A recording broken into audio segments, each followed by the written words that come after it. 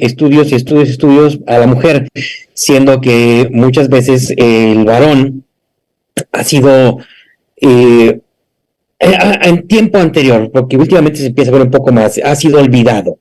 Entonces, y nos ha pasado, hemos tenido situaciones en las cuales vemos un varón joven, pareja joven, hacemos una captura, perfectos ovocitos, un factor masculino aparentemente bien, al día siguiente fertilización bien, pero el día 2 totalmente fragmentado todo. Entonces, ahí es donde decimos, bueno, ¿qué está pasando? ¿Qué nos faltó? ¿Nos faltó algo de estudiar? ¿Nos faltó algo de hacer, de tomar en cuenta? Entonces, allí es donde tanto el doctor Fabio y Demetrio han dado muchas cosas en el clavo, o sea, muchos de los problemas que tal vez no pensábamos que pudieran pasar al varón. Y en una de las cosas tal vez graciosas que pudiera comentar es que al momento de levantarnos, el bombardeo de la vida diaria está atacando al factor masculino, ¿sí? Ahora, ¿por qué el factor masculino es más atacado que el factor femenino? Puede ser porque, por ejemplo, el testículo está fuera del cuerpo y está mucho más expuesto a factores que en realidad nunca pensamos que pudieran estarnos dando problema. Entonces, desde que amanece y hasta que anochece, y aunque dormamos, aunque hagamos cosas buenas, estamos en peligro, ahora sí que de extinción. Sí, entonces es como decir, valórenos porque nos vamos a extinguir. ¿Alguien tiene alguna pregunta? Algo de hecho, al comienzo de su charla, doctor Fabio, había una slide, una laminilla que no la pudieron entender. Susana, no sé si te acuerdas más o menos en qué momento fue la laminilla que no pudiste ver. Algo hablaba creo que de la epigenética. O sea, es que no entendí el idioma, entonces, a ver, creo que hablo de la epigenética un ratito. Bueno, creo que hay otras preguntas. Sí, bueno, no sé si quiera. Ahora lo busco. También comentaban ¿cuándo se debe operar en la varicocele? Es una de las preguntas que quedaron así. ¿Cuándo sí, cuándo no? Porque también es muy importante en qué momento se puede y no se debe operar. Perfeito. Eu não falei sobre varicocele porque não estava no escopo, não falava sobre varicocele para eu falar, por isso eu não falei sobre varicocele. Varicocele. De varicocele se habló en la sesión pasada muy ampliamente. Yo quisiera que le preguntaran de lo que presentó hoy. Sí, el doctor comentó algo del varicocele y dijo que no se opera salvo en ciertas condiciones. Tiene que tener los requisitos específicos para que sea, es decir, ser un varicocele clínico y haber alteraciones espermáticas, igual que lo dijo el doctor Lizárraga en la vez pasada. Adelante, tú coordinas, Luis. Sí, también comentaban en el caso de la ingesta de vino en varones que consumían cuando tienen problemas de espermograma alterado. Consumir o quê? Desculpa. O consumo dos vinos, de alcohol e tudo. Não, o que eu falei é que é o seguinte, ó, a gente sabe, todos nós sabemos que o álcool, em pequenas quantidades, ele pode não causar problema, muito pelo contrário. Por exemplo, o vinho. O vinho tem resveratrol, e o resveratrol é um antioxidante. E em pequenas quantidades, ele pode até ainda mais melhorar a qualidade do sêmen. Por outro lado, a bebida de álcool em excesso, ela pode fazer com que exista alterações endocrinológicas, levando ao hipogonadismo e levando também a alterações hepáticas. Apenas o excesso é que realmente está comprovadamente mostrando cientificamente, tem artigos mostrando que vai acontecer uma piora na qualidade do ejaculado. Mas em pequenas quantidades, principalmente o destilado, principalmente o fermentado, como por exemplo o vinho, ele tem resveratrol, que é um potente antioxidante e pode ainda mais melhorar a qualidade do ejaculado. Então, em pequenas quantidades não tem problema, mas em excesso, esse sim terá uma consequência muito danosa. Só para falar rapidinho, professor Efraim, sobre a varicocele, já que foi questionado, a varicocele se opera quando ela for clínica e tiver um grau importante, ou seja, grau 3, e varicocele subclínica não se opera. Só se opera varicocele clínica com alteração na qualidade do ejaculado ou alterações nas provas de função espermática, como, por exemplo, fragmentação de DNA. Se o sêmen for normal e tiver uma varicocele importante, e não tem indicação de cirurgia. Se não tiver nenhum comemorativo no sêmen, apesar de ser uma varicocele importante, não se opera. 20% da população tem varicocele. Se nós formos operar 20% da população, eu estou operando alguém nesse momento. Então, teoricamente, não tem indicação. Quando eu falei, Karina, eu acredito que tu tenhas falado sobre aquele estudo que eu mostrei sobre fatores epigenéticos e fatores relacionados com a parte estrogênica da mulher, levando a alterações dos espermatozoides. A gente sabe que existem alterações genéticas e alterações ambientais que podem levar a uma piora na qualidade do ejaculado dessa criança, desse adulto, quando nascer. Porque ele pode alterar aquilo que nós chamamos de síndrome da disgenesia gonadal. O ambiente estrógeno pode levar à síndrome da disgenesia gonadal. E o que isso aí é composto? Isso está publicado desde os anos 2000 pelo grupo lá do Skakenbeck, o pessoal lá da Noruega, Suécia, Finlândia, Dinamarca. Eles fazem muitos estudos epidemiológicos e de muito boa qualidade.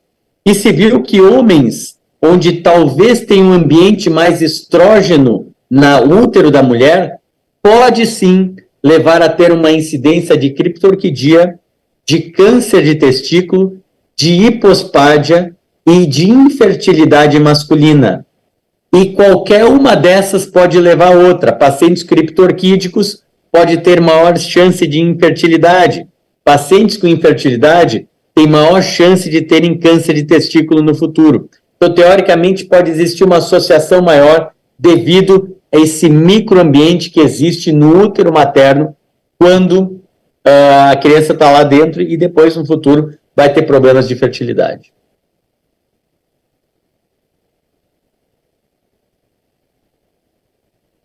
Muito bem, muito obrigado pela resposta. Rebeca, ¿tienes alguna pregunta? Por favor, adelante. Hola, doctor, gracias. ¿Sí se escucha? Perfectamente. Ok. Bueno, yo tengo dos preguntas. Igual me quedó un poquito de duda nada más por el problema del idioma. Cuando hablaba sobre la zoospermia no obstructiva, nada más para clarificar porque es un concepto que tenía, cuando esa zoospermia, zoospermia con FSH alta es cuando no se valora el tratamiento, ¿cierto? Y en caso de que sí, por ejemplo, que no se tengan unos valores de FSH tan elevados y que optáramos por usar el tratamiento, ya sea con citrato de clomifeno, con HGC o con gonadotropinas, ¿en qué esquema es lo recomendado y por cuánto tiempo, pues el esquema? Perfecto. ¿Y cómo lo valoramos? O sea, ¿qué es el parámetro que nosotros tomamos para decir, ok, está funcionando? ¿Y qué preferimos hacer? O sea, ¿nos vamos directamente a una biopsia o primero evaluamos en el seminograma y pues si ya está, pues ya quedó? Perfeito, Rebeca. Eu não falei sobre quantidade de tempo, mas assim, ó, todo paciente que tem, o que eu quis dizer é que o paciente com FSH normal não quer dizer, não significa, it doesn't mean that he has a problem with obstruction. Maybe it is a testicular problem, not obstructive problem. So if the patient has a high level of FSH, I'm sure that the problem is the testicle. But if the FSH level is normal, we can't say that the problem is with the testicle or with the epididymis or another kind of obstruction. But if FSH is normal, we don't know. So if you have a patient with a little bit high FSH level, you can use, if this patient has azoospermia, you can use clomiphene, you can use Clomid, you can use gonadotropin, you can use FSH. What kind of, which I prefer? I use half tablet every single day of Clomid 3 months before the testicular aspiration or microdissection technique to get a sperm in the testicle. So I use 3 months before the procedure. And in this kind of case, you might increase the chance to find sperm. But if the patient has a high level of FSH, like 18, 20, 25, most probably this kind of procedure, or using FSH level, FSH, or using clomiphene, or use another kind of gonadotropin, whatever you're planning to use it, you won't reach your goal. You won't find sperm, because this FSH level means that it's very, if it's very high, it means that the testicle doesn't work very well. And if you stress this testicle, putting more Clomid, putting more FSH, most probably he won't respond. So, se tu dá FSH, se tu usa HCG, se você usa alguma outra substância, em pacientes com FSH muito elevado, ele não vai responder e a tua chance de encontrar espermatozoide vai ainda mais diminuir. Mas se o FSH estiver um pouquinho elevado, 12, 15, se tu usares 3 meses de clomifeno, se tu usares 3 meses de HCG, com certeza tu vai aumentar a taxa de sucesso. É o que os estudos têm demonstrado.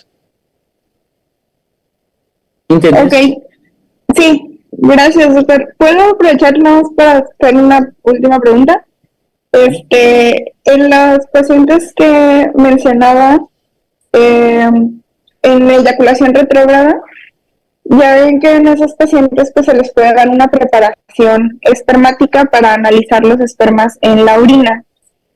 Que si las pacientes de todos modos van para una técnica, un in vitro, por ejemplo, ¿han notado alguna mejoría si es mejor utilizar, si se encuentran esos espermas en la orina preparada, o sería de mejor calidad pensar en hacer una biopsia testicular? Biopsia testicular, straight ahead. In my experience, I'm sorry, I think that eu penso que usar os espermatozoides de urina, it doesn't work for me. I don't know, maybe I'm doing something wrong, but it didn't work.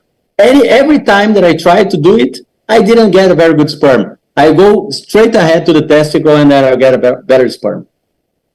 Eu vou direto para o testículo, eu acho muito melhor, eu encontro melhor. Aquele da urina, para mim, não funciona, infelizmente. Ou eu não estou sabendo fazer, ou eu não tenho um bom resultado. Eu alcalinizo a urina, uso bicarbonato, faço tudo como diz o figurino, como tem que fazer. Eu não encontro bom resultado.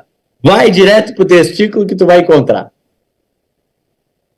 Sí, de hecho hay varios artículos que hablan, y muchos antiguos, que hablaban de lavar la vejiga, lavar con medio de cultivo, llenárselas nuevamente, pero la verdad es que no ha habido resultado. Yo también estoy de acuerdo en irme directamente, y no con punción de epidídimo, sino irnos directamente a testículo.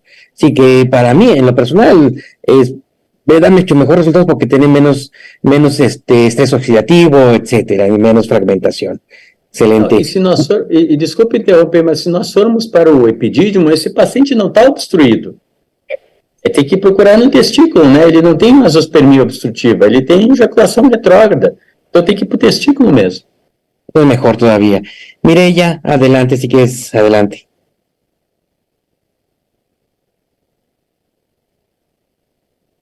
Tienes Wow, el está apagado. tienes el micrófono apagado, Mireya.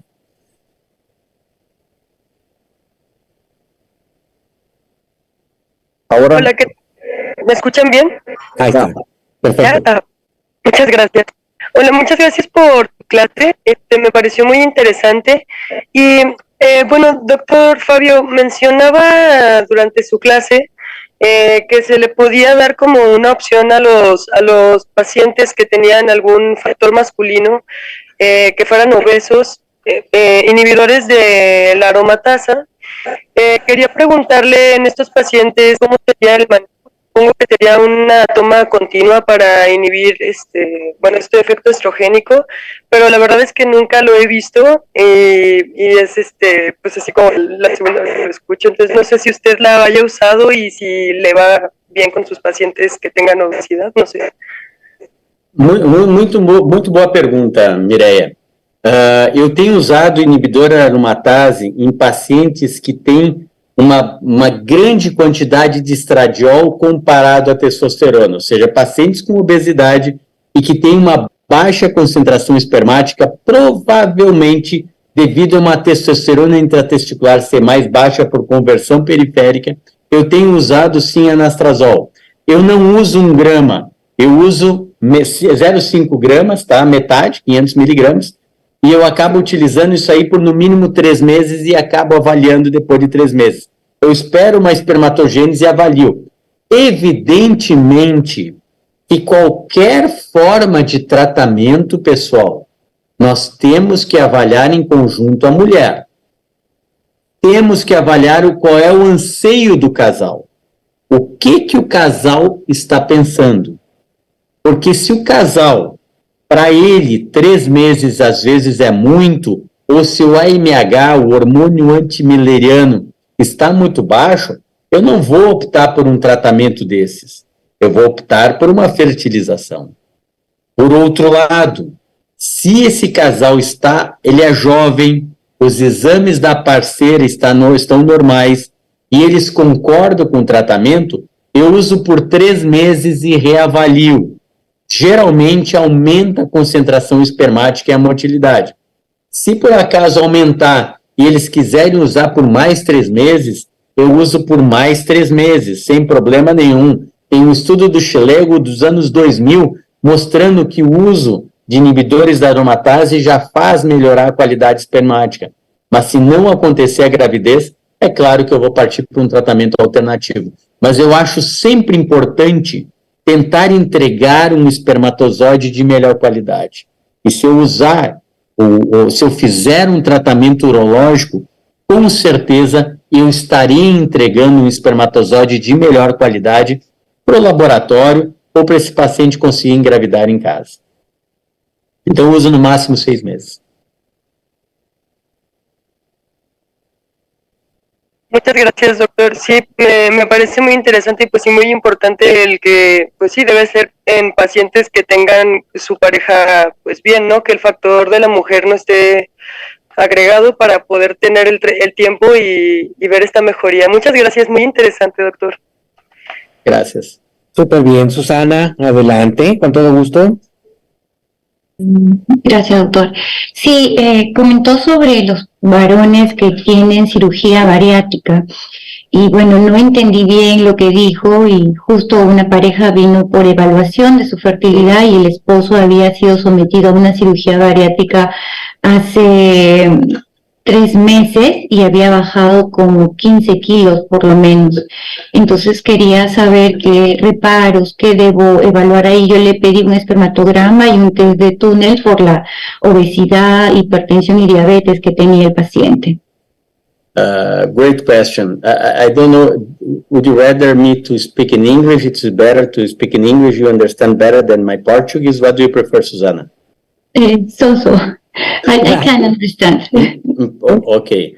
Entonces, yo hablé que tem casos de pacientes após a cirurgia bariátrica que eles melhoram a autoestima, melhoram as ereções, porque a autoestima melhorou, porém, no entanto, a qualidade espermática em alguns pacientes, por causa de um desbalanço hormonal, vão até piorar a qualidade de espermatozoides e alguns pacientes chegam a ficar azoospermicos após a cirurgia.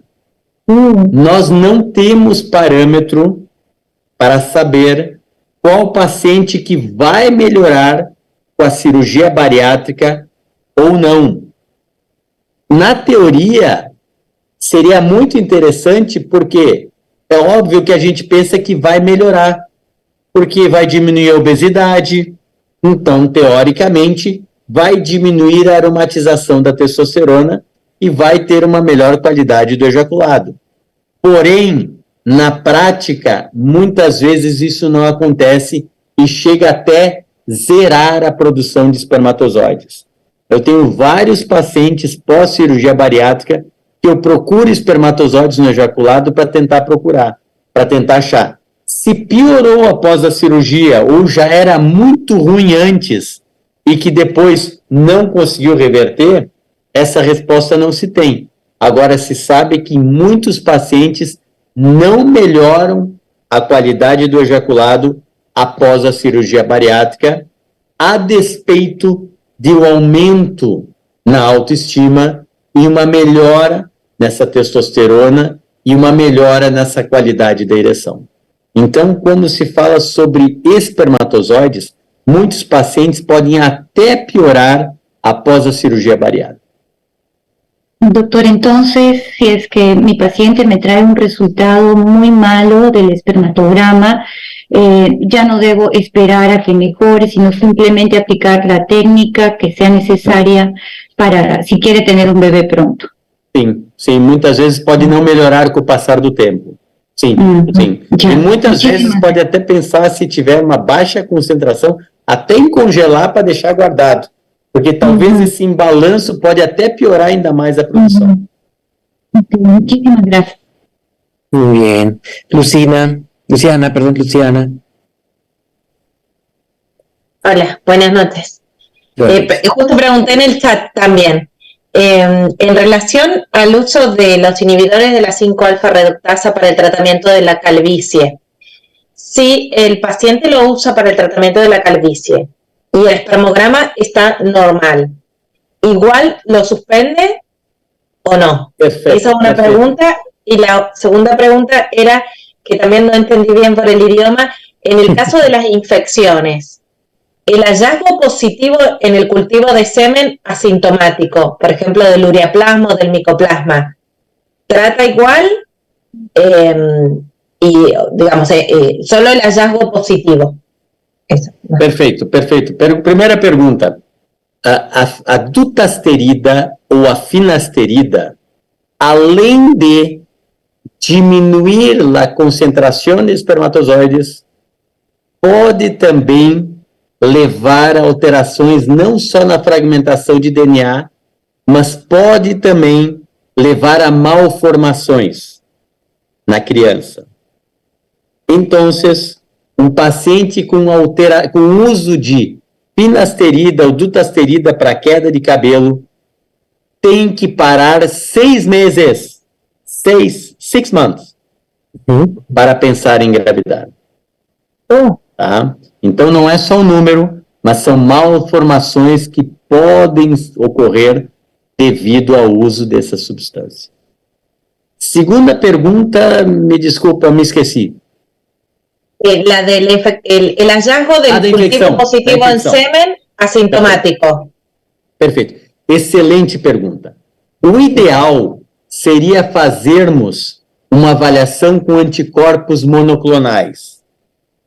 Se não tem anticorpo monoclonal para fazer, o que se faz?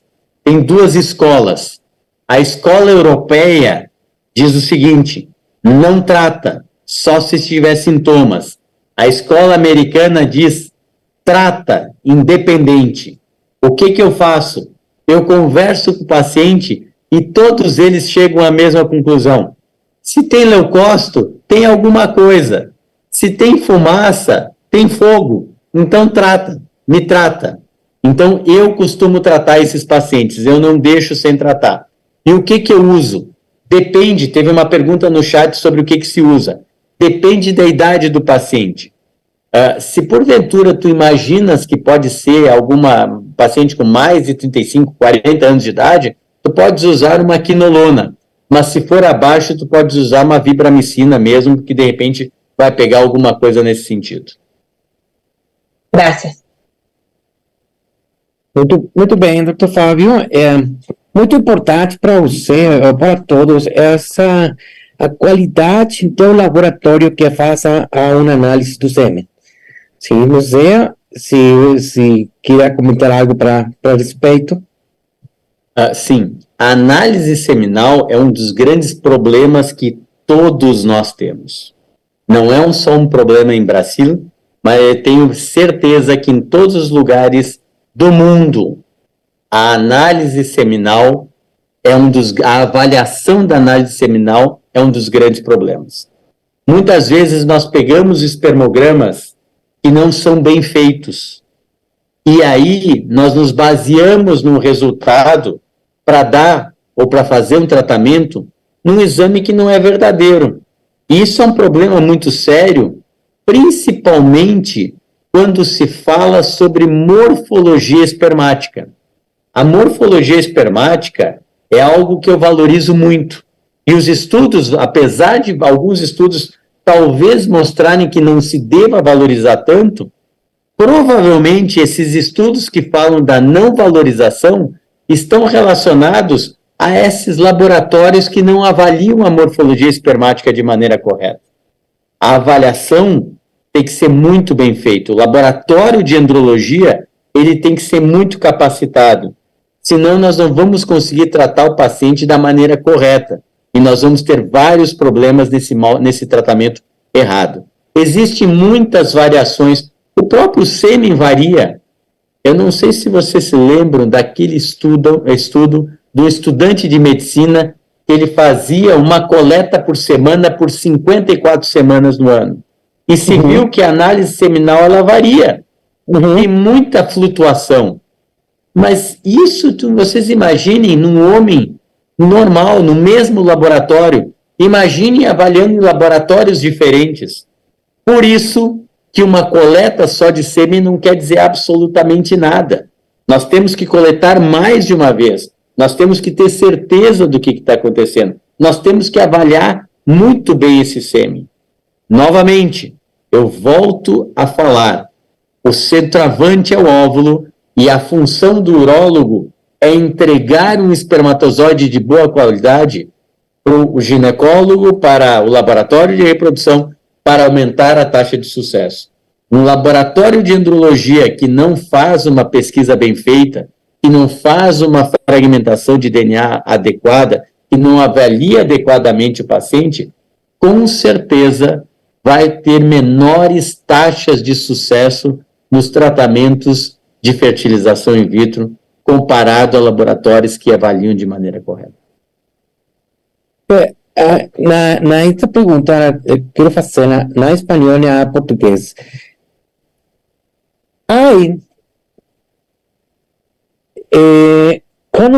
Com todo este tempo que o factor masculino ha ido em decremento, que o homem esteja mais mal com o tempo, ou que o embriologista seja mais estricto com a conta de espermatozoides ou com a morfologia. Le comentou que sí, con el paso del tiempo, que el varón ha ido disminuyendo su calidad espermática, pudiera ser porque estamos en problemas o porque el embriólogo sí está siendo más estricto en la cuenta espermática y con la morfología. ¿Qué es lo que no sé qué puedes pensar, que es ambos o No sé, ¿qué puedo pensar? No sé. Eu penso que nós temos os outros dois fatores. Primeiro, evidentemente que cada vez mais estudos demonstram que a qualidade seminal está piorando, sim. Ponto. Isso está muito claro. Daqui um pouco não vai precisar nem mais espermatozoide para fertilizar o óvulo. Do jeito que a coisa está indo, cada vez mais está pior o sêmen, daqui a pouquinho não vai nem precisar disso aí da maneira que está indo. Mas a grande verdade é que também a avaliação está ficando cada vez mais estrita, e se nós pararmos para pensar e fazermos um raciocínio, cada vez mais a gente tenta chegar a um consenso do que é normal, o que não é normal no espermograma. O formato do espermatozoide, que no passado era superior a 30% de formas normais, logo que o Kruger fez em 1986, e fundou o critério dele, era 14%. Aí depois virou 4%, virou 5%, e agora está estabelecido acima de 4% como normal. Mas 3% ainda te adapta. Então, assim, cada vez mais nós vemos que a qualidade seminal, ela não é boa. Ela não é nada boa. Se o homem produz muito espermatozoide, a qualidade é ruim. E muitas vezes é porque o laboratório cada vez mais está ficando estrito para tentar achar um espermatozoide de boa qualidade para fertilizar o óvulo. Além disso, fatores ambientais fazem com que exista uma piora na qualidade desse ejaculado. Cada vez mais o homem está estressado. Estudos demonstram que o estresse pode afetar a produção de espermatozoides em até 20%. Isso está demonstrado. Isso faz com que exista uma diminuição da produção de testosterona, piorando a produção de espermatozoides. Então, na verdade, existem vários fatores que são responsáveis por essa diminuição do número e na qualidade. Mas essa diminuição no número acontece desde 1930. Quando se compara o Banco de Sêmen de Paris de 1930 para 1990, o valor inicial era 133 milhões. Em 1990, era 66 milhões. Caiu 50% em 50 anos. E cada vez mais está caindo. Ou seja, é um fenômeno que está acontecendo, sim. Uma qualidade pior do ejaculado, sem dúvida nenhuma, com o passar do tempo. Mas é claro que o laboratório cada vez mais tenta achar o melhor espermatozoide para a gente trabalhar. E talvez isso seja um dos efeitos, né? A gente tenta encontrar um espermatozoide de melhor qualidade, mas a gente fica muito mais seletivo para achar o espermatozoide melhor.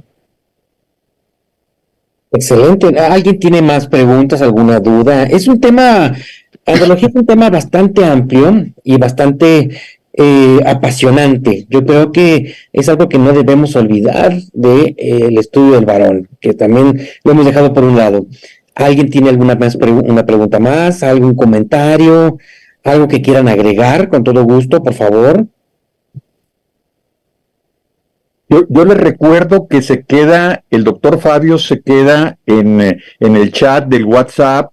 Si en un momento dado ustedes después se les ocurre alguna pregunta, normalmente se quedan 1 o 2 semanas en el chat y pueden contestar preguntas. Lo mismo, Fabio, si consideras algún artículo interesante que ampliar el tema sobre esto, lo puedes hacer perfectamente bien en el chat, mandar algunos artículos adicionales, ya que este es un tema que está evolucionando mucho los conceptos. Por ejemplo, esto de que el tiempo para proporcionar la muestra para el espermatozoide ya no debe de ser tan largo, sino procurar darlo más corto. Y hay cosas muy interesantes que van surgiendo, o cómo algunos factores espermáticos se corrigen con óvulos de mujeres más jóvenes, mientras que los factores espermáticos severos asociados a óvulos provenientes de mujeres de edad avanzada, pues los cambios son mucho más manifiestos y el pronóstico es más malo. Yo creo que hay muchos artículos interesantes que compartir, y yo te pediría que los siguieras compartiendo en el chat lo que tú consideres interesante, porque habitualmente tienen mayor acceso a ellos. Creo que tienes una mano por ahí levantada, Sí. Luis.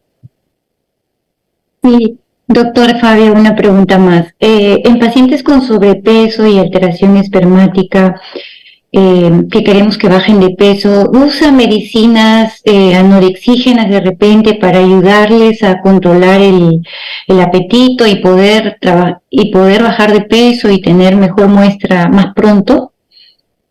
Muy buena pergunta. Existe a possibilidade, sim, de usarmos, por exemplo, acá em Brasil, nós teremos Ozempic. I think that you have also in your place. E agora teremos a tirzepatide, que está para ser liberada em Brasil.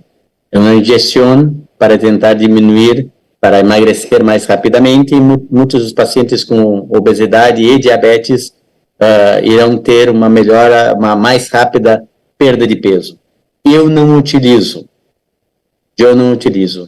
Eu apenas penso que o paciente pode usar um inibidor da aromatase, manastrozol, e fazer exercício físico para tentar melhorar, mas isso depende muito, novamente, da idade da parceira e do objetivo desse casal.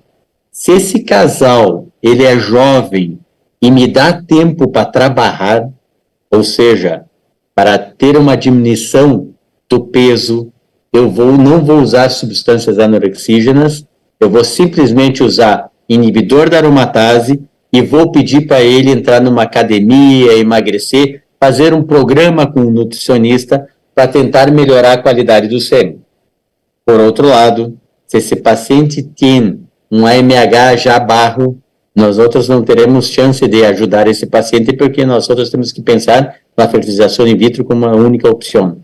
Mas ainda acho que se nós temos tempo para conversar com esse casal, a gente talvez consiga fazer exercício físico, emagrecer e melhorar essa qualidade de sêmen usando apenas o inibidor da aromatase. O doutor Efraim falou uma coisa muito certa, pessoal. Hoje a espermatogênese se sabe que ela diminuiu um pouco se acredita, uma vez era 74 dias, hoje se acredita que são 64 dias, mais o período de 10 a 12 dias de permanência. Então talvez não precise esperar mais 3 meses, talvez a gente possa esperar um pouquinho menos para avaliar esse sêmen, tá, pessoal? Então é 64 dias, mais ou menos 10 dias que ele fica no epidídimo amadurecendo, não mais que isso, não precisa mais 3, 4 meses como se usava no passado, hoje é um tempinho um pouquinho menor. Mas eu vou fazer os artigos, vou pegar e vou colocar sem dúvida no grupo, tá? Tem uma pergunta da Luciana sobre citrato de clomifeno em pacientes com hipogonadismo hipogonadotrópico. Quanto tempo, em que dose? 50 miligramas, uma vez por dia, no máximo 100 miligramas, nós usamos uma espermatogênese. É a mesma história da espermatogênese. Bota 2 meses e meio ou 3 e se avalia. Se não tiver melhora, nós podemos usar até 2 comprimidos por dia para nós tentarmos ter uma melhora nessa produção de espermatozoides em pacientes com hipogonadismo hipogonadotrófico. Gracias. Muito bem. Falava sobre antioxidantes, sobre la automedicación de los antioxidantes, que es muy importante, y se les ha dicho mucho a los pacientes que cada antioxidante es para un paciente en específico, no cualquiera puede ser tomado por por cualquier persona. Inclusive, muchos pacientes y lo he visto, que se les da una dosis de antioxidante y ellos, por querer mejorar más rápido, la duplican o la triplican esa dosis. Entonces, al momento de regresar a hacer otro estudio, otro seminograma, la muestra está peor. Entonces, ellos se van con la idea de que no sirvió el tratamiento. Pero lo que no funcionó fue que no siguieron la indicación como debe ser. O sea, se requiere siempre un balance entre oxidación y reducción, que es importante que se lleve a cabo en epidídimo para que el espermatozoide madure correctamente. Entonces, no sé si hay algo que quiera agregar en ese aspecto, doctor. ¿Qué es lo mejor que hay que hacer con los antioxidantes? Perfeito. Falaste muito bem. O antioxidante, quando usado em excesso, ele vai virar um oxidante. Então, não é qualquer antioxidante para qualquer paciente. Existe esse teste do estresse oxidativo, que o Demétrio falou muito bem, que nós podemos lançar mão para vermos se o problema, por exemplo, da fragmentação de DNA é devido ao estresse oxidativo. Se tu tiveres uma fragmentação de DNA que não é devido ao estresse oxidativo, não existe por que usar antioxidante. E a gente não pode esquecer que na hora que a gente já está comendo frutas, verduras, cereais, a gente está usando antioxidante. Então, se nós usarmos em excesso, com certeza, em vez de melhorar, vai piorar. O que se tem hoje, de mais ou menos, se você não fizer um estudo de oxidação, de peroxidação lipídica, um estudo de estresse oxidativo, o que se tem mais ou menos hoje é que ômega 3 pode ser utilizado em uma escala um pouco mais tranquila, a vitamina D também pode ser utilizado numa escala um pouco melhor, ou seja, usar a vitamina D, usar o ômega 3, e em alguns casos tu pode usar também o zinco. O zinco vai melhorar as reações enzimáticas, vai ser importante para a próstata, em pequena quantidade talvez exista um benefício. Então, o que se está vendo, e ao menos é o que os estudos têm demonstrado, Luiz, é que cada vez mais nós não vamos usar uma grande quantidade de antioxidante. Cada vez menos, mais, tu vai usar menos antioxidantes nesses pacientes. Essa é uma tendência. Pues es muy importante que el paciente siempre sea revisado por el especialista, por el que tenga mejor expertise para que el tratamiento sea lo mais correto. Pues, Dr. Fábio, muito obrigado pela apresentação, pelo seu tempo, as suas respostas muito boas. Mas o tempo é muito curto. Então, quiero agradecer a todos los alumnos que estuvieron presentes, al doctor Efraín Pérez Peña, al doctor Fabio Pasquelotto, su presencia aquí en esta clase. Solamente quiero dar las gracias a todos que estuvieran aquí presentes y con su paciencia. Sabemos que el idioma a veces es una pequeña barrera, pero cuando nos apasionamos esa barrera desaparece. Entonces, yo les invito a que con toda la confianza el doctor Fabio puede responder